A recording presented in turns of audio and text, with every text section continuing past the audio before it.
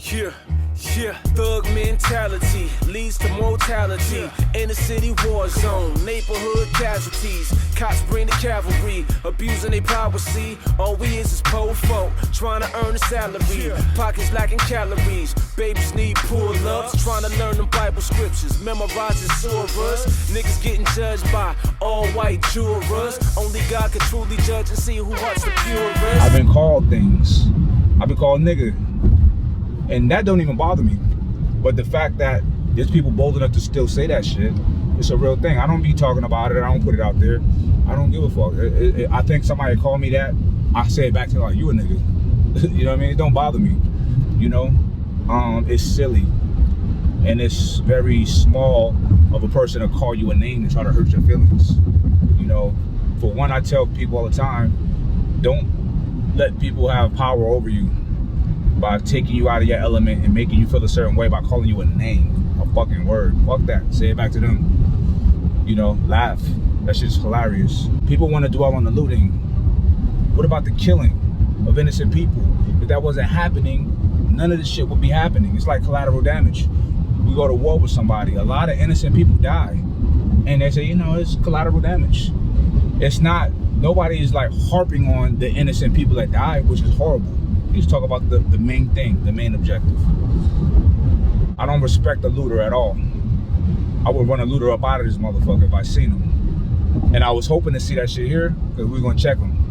But that didn't happen. And if y'all out there looting, you fucking dead wrong. You're a scavenger. You're an opportunist. You're wrong. You're dishonoring this man's death and why people are protesting. You ought to be ashamed of yourself. The first time I went to Germany, I was on edge.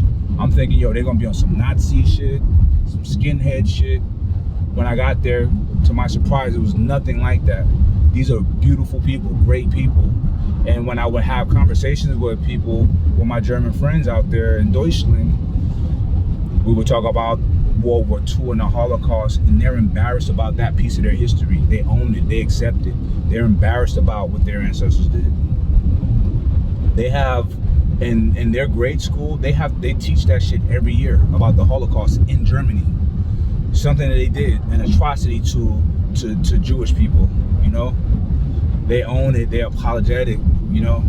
In this country, there's a lot of atrocities, but slavery is one of them that nobody fucking gives a fuck about. You know, they don't own it here. People are like, man, that was so long ago. It wasn't long ago, it was 2 generations ago. 2 or 3 generations ago. Not to bash on the current president, but this man has been a billionaire his entire life. He has nothing in common with me or none of y'all. He don't give a fuck about none of us. If it was Joe Biden, he don't give a fuck about none of us either. They don't give a fuck about us. Luckily, we have checks and balances in this country to where no president can just do some over-the-top extreme shit without it getting checked or reversed by the next president. But these guys don't give, they're rich as fuck, which is nothing wrong with it, because I'm trying to be rich as fuck too. But I've been in the slums. I've been blue collar. I worked my way to where I am now. Hard work. These guys have never been where we're at, where any of us have been. And they really do not care. But your neighbor cares. You and your neighbor got way more in common. But you might hate your neighbor because he don't like this politician or that politician. And that shit is stupid. None of us know what's really going on behind closed doors. But what I do know is they do not give a fuck about me or you. We gotta look out for each other, the people. Stop fighting with each other. People lose friends during election time or whenever anything is political. And they make everything political. We all need to come together and quit being divided over this dumb shit. I'm CQ, Qasim, Mustaqim, triple beam, descendants of Ibrahim. I got a strong team, we represent the fiend. That's Phoenix, Arizona, I'm a native. Named after the dude that took over slave ships. Poetical ghetto prophecy is the basic. I'm a real dude, cool in a chill mood. Warrior at heart, violating, I'll kill you. I'm a Zulu, CQ is true to the street corner rules. Full spirit of mature Tulu. Spirit of Nelson, mind of Einstein. We living in the last days, y'all niggas buying time.